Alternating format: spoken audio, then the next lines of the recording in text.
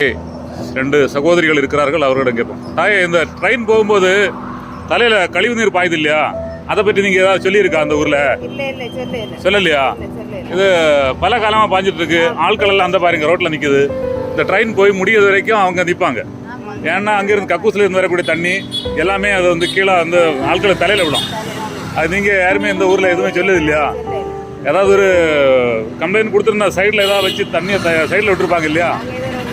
ஒன்றும் சொல்லல.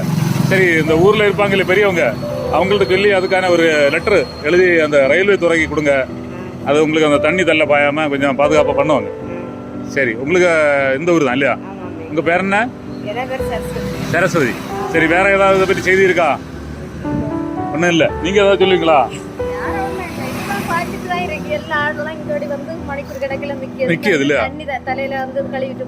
கழுவிட்டு போறது. ஏன்னா நிறைய நேரம் நிப்பாங்க இல்லையா? தெரியாத ஆட்கள் வந்து அப்படியே வந்துடும். ஆமா, எல்லாம் வந்துடும் இல்லையா? சரி சரி, நானும் எனக்கு தெரியாது. நான் வரும்போது ஏன்னா தள்ள தண்ணி விழுந்த பார்த்துதான் நான் இங்க இருந்தது. கழுவும் இல்லையா? அப்ப வருஷ கணக்காக இருக்கு. இப்ப இவ்வளவு காலம் இருந்தவரை கூட ஒரு 25,000 50,000 செலவழிச்சா போதும். இதை போட்டு தண்ணிய சைடுல ரெண்டு பக்கம் விடலாம். பண்ணலாம். அது எதுவும் பண்ணல இல்லையா? சரி, நம்ம ஏதோ கோரிக்கையை வைப்போம், அரசு நிறைவேற்ற நம்புவோம். சரி, உங்களை சந்திச்ச மிக்க மகிழ்ச்சி. வெற்றி உண்டாகட்டும். ஓகே. பாலத்தின் மேல் ஊர்ந்து செல்லும் புகை வண்டி அல்ல, மின்சார ரயில். இரணியல் பகுதி காட்சி.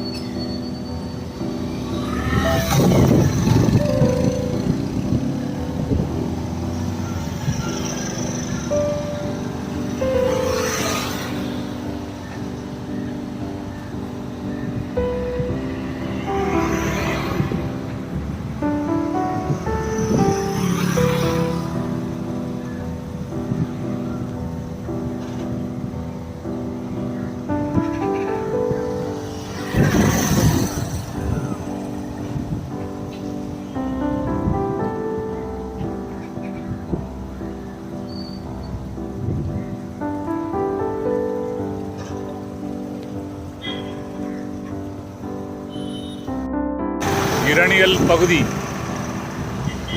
மேம்பாலத்தின் மேல் ரயில் நிறுத்திவிடப்பட்ட இருக்கும் காட்சி. அங்கே கழிவு நீர், அங்கிருந்து பாத்ரூம், கை கழுவும் நீரெல்லாம் ரோட்டில் போகும் பயணிகளுக்கு தலையில் விழும் அவல நிலை.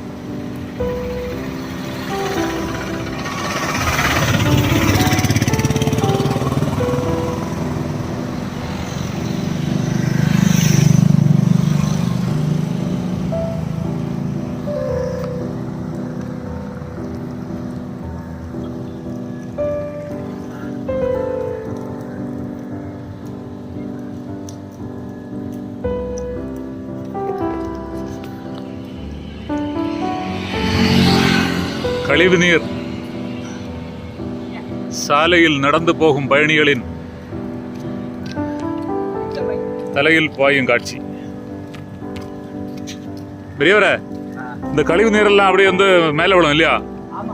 இதுக்கு நீங்க எதுவும் சொல்லலையா அரசுக்கு? ஒன்னும் சொல்லல.